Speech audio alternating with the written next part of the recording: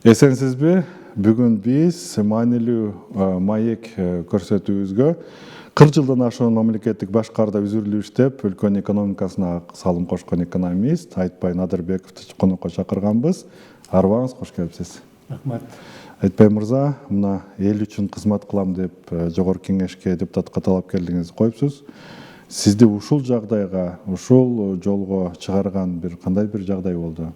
Анан же болбосо ошол эмнеге эл үчүн иштейм деп чыктыңыз? Мен 2004-жылы жогорку кеңешке койгонмун, жакшы программалар менен чыкканмын. Бул сапар үй бүлө бала чакаларым ошол менин азыркы 40 жылдан ашуу иштеген эмгегимдеги, тажрыйбамдагы жетишкендиктер менен элге керектүү киши катары дагы бир жолу чыгып берсеңиз деп суранды.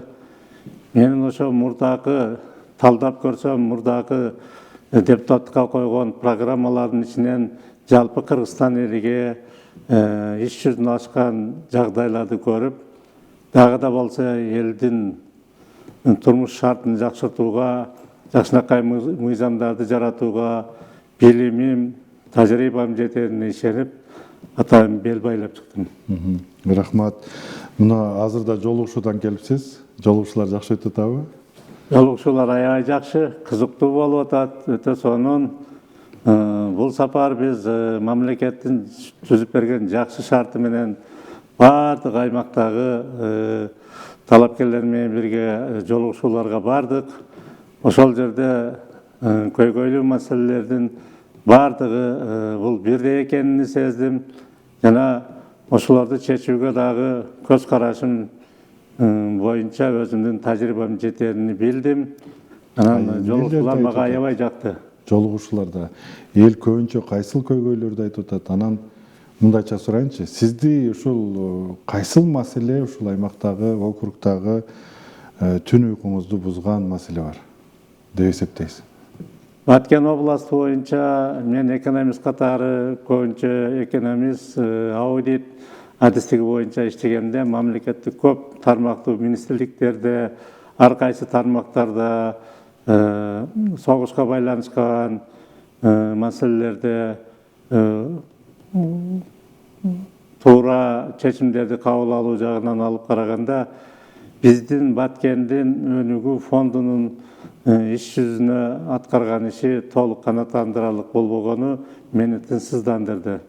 Анткени 23-24 жылдары президенттин түз тапшырмасы менен областты өнүктүрүү фонду түзүлүп, атайын акча бөлүнүп, 500 миллиондон 2 жолу акча бөлүнүп берилип, ошол акчалар иштетилбестен бюджетке кайтып кеткени мени тынчсыздандырды.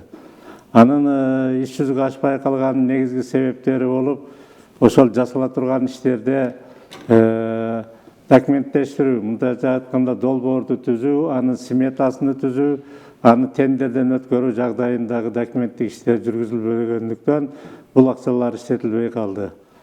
Ошон үчүн программамда мен ушул өлкөбүздү өнүктүрүүгө салымымды коссом деп өнүктүрүү фондуну кайрадан калыбына келтирип, быйылкы жылга да карала турган 1 миллиардты кошуп, элибизге ошол фонд аркылуу жакшы саамалык иштерди жасасак деп.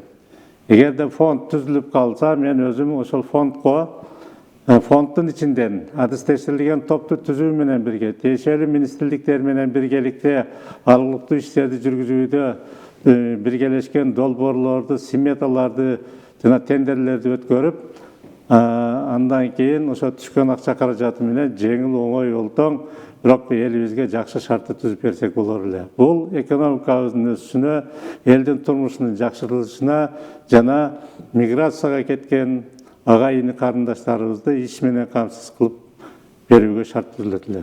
Мисалы, мурда райондук өнүктүрүү фондулар бар эле. Анан азыр облустук деңгээлде бар да, экөөнүн айырмасы кандай болот? Анан эмне үчүн ошол райондук өнүктүрүү фонду болгондо бул көбүрөөк неле ошону ишке ашырууга жагдай башкача болобу? Азыр деле барбы өнүктүрүү фонду? Өнүктүрүү фонду бар, дагы эле документ түзүү, ошол жасала турган курулуш иши болобу, сек ачабы, же швейный сек ачабы, же аялдардын бизнесине болгон тармактарды өнүктүрүүбү, Ошондо канча акчага эмне жасап куруп берүү керегине келгенде документтештирүү жагы болбой жатат. Ошол адистерди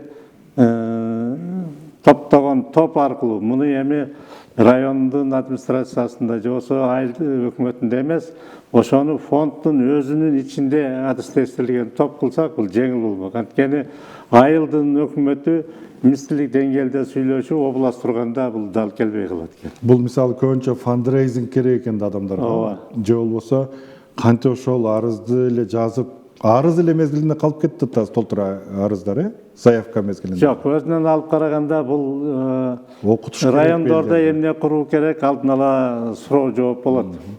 Ошондо бир жерге суу чыгарыш керек, бир жерге садик салыш керек, же болбосо бир жерде дагы бизнести өнүктүргөн бир ишкананы куруш керек. Мына ошону кантип долбоорлоштурууда бизге адистер жетпей калып, муну айыл өкмөтү эмес, райондун администрациясы эмес, ошо өнүктүрүү фондунун ичинде ар бир тармак боюнча адистер болсо, жеңил, оңой, олтоң, анан эл үчүн жакшы чечилмек. Мен ошол жагдайына көңүл буруп отурам. Эгер ошол документация иши болбосо, анда акча иштетилбей кайтып келип жатат. Ушул жерде ушул эле суроого окшош экен. Мени дагы аябай тынчсыздырган бир нерсе, Баткенде эң жакшы мөмөлөр өсөт да. Баткен аймагындачы. Эгер жакшы кароо келишсе, бирок ошол мисалы мына үч коргон эң жакшы көлөмдөрдү берип аткан Кызыл Кыянын тегереги деле аларды өткөрүүдө жана экспортто аябай аксайт да. Деги эле биздеги ушул кайра иштетүүнү кандай оңдосо болот? Өтө жакшы суроо. Менин дагы программамда ушул маселе каралган.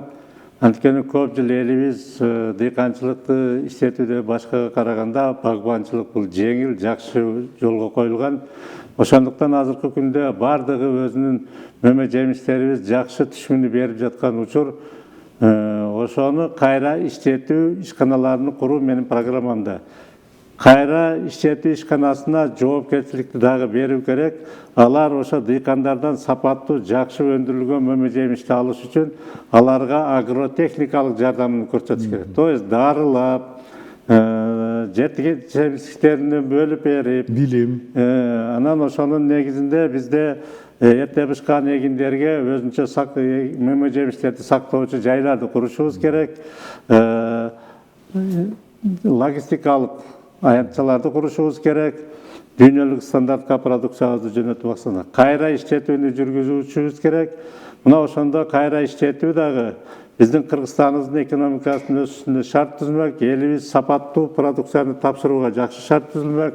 Экинчиден биз ортомчуларды жоготмокпуз. Ортомчулар деген дыйкан эгинин алып келип, арзыбаган баада ал ортомчу сатып алып, аны ортомчу өзү андан кымбатыраак экеселенген баада сатып байып атат. Эгерде кайра иштетүүчү ишкана менен дыйкандардын ортосундагы байланышты биз жакшы чыңдасак, анда кайра иштетүүчү ишканалар элдерден ошо посредникке, ортомчуга саткан баада кабыл алса, элибиздин дагы дыйкандын акыбети кайтып, эмгеги кайтып, бай дыйкан болмок. Ал эми ишкана үчүн да сапаттуу продукцияларды алып сатуу бул Кыргызстандын экономикасына дагы чоң салымын кошмок. Жакшы. Эми мен ушул эмгекке жарандуу калктын бөлүгү тууралуу сурайын деп атам. Бизде көпчүлүк бөлүгү ички миграцияда, ошондой эле сырткы миграцияда жүрүшөт да. Миграция деген сөздү деле көп колдонгум келбейт. Ошол каражат таап, убактынча усудагы иштеп, ошол бүт бардыгы өзүнүн туулган жеринде жашай албай атат да. Бул жерде калсак, биз кирешибизди көбөйтө албайбыз дейт да. Ушул маселе кандай чечүү жолдорун ойлоп жүрөсүз? Бизде чечүүнүн жолдору көп. Же ушундай эмгек күчүнү биз сыртка жөнөтүү менен жүрө беребизби? Жок. Бул аябай жакшы маселе. Жакшылап көңүл бурсак, 7 областтын ичинен биз Баткен областына өзүнчө статус жана жеңилдиктер берилген. Ушул статустун негизинде бизнес жаатында иштеймин дегендерге, же болбосо өндүрүш жаатында иштейм дегендерге мамлекет тарабынан статусту эске алуу менен жеңилдетилген кредиттерди берсе, ал эми жанагындай кайра иштетүү ишканаларын курса, туризмди өнүктүрсө, спорт жаатын өнүктүрсө, салык жаатынан жеңилдиктер берилсе, бул ошол чет жакалап жүргөн бир туугандарыбызга, жаштарга жакшы саамалык иш болмок. Алар ошол эле чет мамлекеттен тапкан деңгээлиндеги эмгек акылардын бардыгын биздин ушу өздөрүнүн бизнес ишканаларында алмак. Анан эң жакшысы, негизгиси булар өздөрүнүн үй бүлөсү менен бирге болмок. Алардын сыртта жүрүшү дагы биздин экономикага, бизнеске эле эмес, үй бүлөгө, коомчулукка дагы өтө чоң таасирин тийгизип атат. Анткени балдарды өстүрүүдө, балдарды багууда жылдап аталар сыртта жүргөндүгүнө байланыштуу балдар эненин мээримин, эненин берген кийимин, тамагын, акчасын гана алуу менен чектелип, мээримдүүлүктүн гана курчоосунда калып атат. Ал эми ошол жаштарга аталык тарбия да өзгөчө керек болгондугуна байланыштуу, ишке да байланыштырып, анан жашоосуна да байланыштырып, аларды колдон келишинче өз өлкөсүндө, өз үй бүлөсүнүн жанында иштегени бул жакшы болмок. Жакшы экен. Эми инфраструктурага маселесинде сөз кылардан мурда мен суу маселесин сурап кетейинчи. Ушул суу жоктугунан көпчүлүк биздин ошол мөмө жемиштерибиз дагы акыркы 30 жылда аябагандай өзгөрүүгө өтүп атат да, өрүк өстүрүү маданияты жоголуп баратат дейт илимпоздор. Анан башка маданиятты өстүрүүдө дагы көптөгөн билим жетишпей жана чыгашага туш келатат дыйкандар дейт да. Чынында катаалдык бар, жаратылышка шартына байланыштуу суу улам тартыштыгы болуп жатат. Ошон үчүн эгин эгүү же болбосо пропорционалдуу жакшынакай пландарды түзүү менен кайсы жерде кайсы мөмө жемишти өнүктүрүш керек, өстүрүш керек, кайсы жерде башка жемиштерди өстүргөнгө болот. Мына ошол жерге деле өзүнчө суу пландаштырып келсе болот. Биринчи очередь сууду ар кайсы жерде ар ким ар кандай кылып буруп келүү дагы чоң таасирин тийгизет. Кээ бир жерде суу жетишсиз, коңсунга суу коюш керек, кийинкисине кереги жок. Ошол учурда ушундайлардын баарын пландаштырып бир нукка бурса, же болбосо чынында багбанчылык кылууда өзүнчө атайын территория болсо, бул эл үчүн дагы жакшы болмок иштегенге. Ал эми сууду чыгарууда дагы эле айтарым, өнүктүрүү фондуна кайрылбасак болбойт. Өнүктүрүү фондунда ошол 23-24 жылы бир 18ге жакын суу чыгаруучу пландар каралган болчу. Мына ушундай акча, бардык акылды тогуштуруп келген нерсе акчаны туура пайдалана албай, же болбосо муктаж болгон акчаны ала албагандыктын кесепетинен дагы көп нерсени уткузуп коюп жатабыз. Азыркы технологияда сууду чыгаруу мүмкүнчүлүгү бар. Аны алып келип тамчылатып сугаруу жолдору менен дагы, дүйнөлүк практикадагы башка методдорду колдонуу менен дагы мөмө жемишти өнүктүрүп өстүрүүгө болот. Айрыкча элдерге таза сууду чыгарып берүүдө дагы мунун жолдору бар. Инфраструктурага өтсөк, инфраструктура мени эле ойлондурган дагы бир эме маселе. Мисалы мен кайсыл жерде Баткенде 1,5 жылдан бери көчүп келип үй бүлөм менен жашап атам. Бир нерсе курулса, адамдын жашоо шартын өзгөртө турган, шаарга окшогон нерселер курулса, же туура эмес курулат, же жакшы курулбай калат да. Эмнеге мындай курдуңар деп биз жергиликтүү бийликтегилерге суроо берсек, алар айтат, тендер ушул адам тендерди утты эле, анан жакшы курбай атат, анан тендер бузулуп кетти. Сиз мына 40 жылдан ашуун аудитте, ушул текшерүү иштеринде жүргөн адам катары, ушул тендер маселеси, сөзсүз мына арзан көрсөткөн адам утсун деген маселе, саясат, ушул эскирген жокпу, же кайра аны жок кылсак, кайра дагы эле коррупция болуп кетеби? Деги эле инфраструктурасын оңдойлук десек, бүт эле ошо тендер аркылуу жүрөт экен да. Эми тендердин негизги максаты бул арзандатылган, анан жакшы шарт менен түзөбүз дейбиз. Сиз туура айтып кеттиңиз, тендер бүгүнкү күндө жакшы талапка жооп бербейт. Андан көрө адистештирилген атайын базаларды куруу. Курулуш боюнча болсо экскаватору бар, краны бар, цементовозу бар, башка ушундай техникасы бар базаларды түзсөк, тендерсиз эле ошо ишканага берсе болот. Биздин жанагы тендер маселесиндеги аймактык уткузуп коюунун себеби ошондой адистештирилген техникалар жоқ. Жалал-Абадтан, Оштан, Бишкектен келген фирмалар иштейт дагы. Мына алардын иштөө мөөнөтү бардык маселелерди камтый албай, саналуу гана ишканаларды ишин жүргүзүүгө гана чектелип калып атат.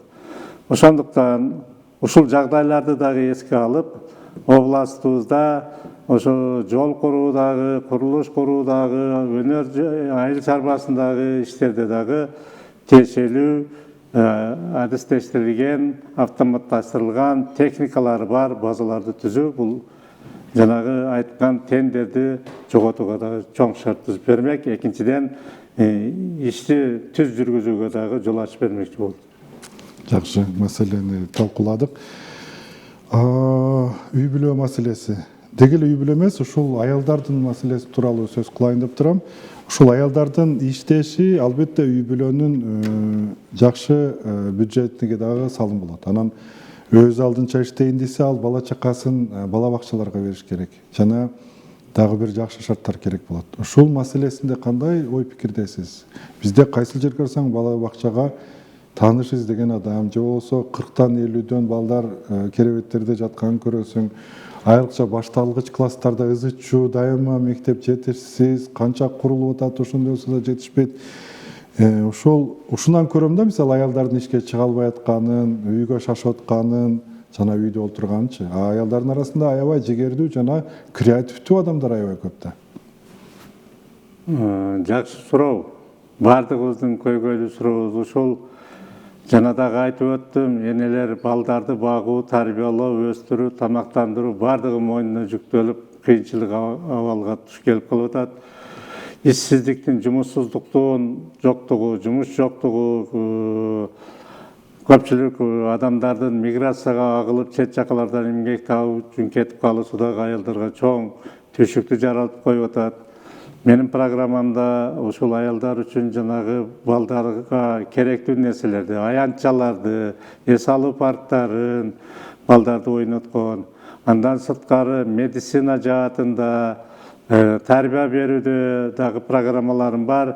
Мисалы үчүн биздин райондун борборуна борборлоштурган дарылоо бөлүмдөрүнү азыркы күндө биз ушул айыл аймактарга түзсөк. Мисалы үчүн айыл жерлеринде балдарга керектүү болгон балдар ооруканасы, өтө өзгөчө эл муктаж болгон төрөт үйлөрүн, хирургия, терапия бөлүмдөрүн, элдин дартын аныктаган диагностикалык центрлерди ачуу, бул аял кишиге болгон жакшы шарттардын бири болчу. Андан сырткары кайра эле жанагы өнүктүрүү фонду болбосо бюджеттен каралган жакшы шарттар менен биз акчанын негизинде аялдар үчүн иштеп, швейный цехтерди, дагы бир башка аялдардын иш жүргүзүүсүнө мүмкүнчүлүк болгон жерлерди ачуу, садиктерди чынында ачып берүү иштерин жүргүзсөк да жакшы болот.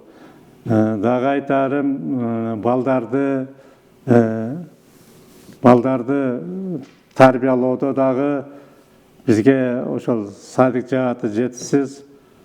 Садиктерди куруш керек. Мектептеги балдарды түшкө чейин окутуп кетирип койбой, түштө бир тамактандыруу алуу менен, түштөн кийин дагы балдарга эртеңки сабагын даярдаганга мүмкүнчүлүк болгон спорту бир аз ойнотуп туруп, кайра эртеңки сабагына даярдаган иштерди уюштуруу, бул эненин түйшүгүн азайтуу, эртеңки болгон бала үчүн дагы жеңилдик, үйгө барып дагы баягы апасы менен сабак даярдап кыйнап эненин убактысын албаш үчүн ушундай мектеп жаатында дагы сабактан кийин балдарга кошумча тамактандырып, эс алдырып туруп окуткан шарттарды түзсөк, бул дагы бир топ жакшы иштерден болмок.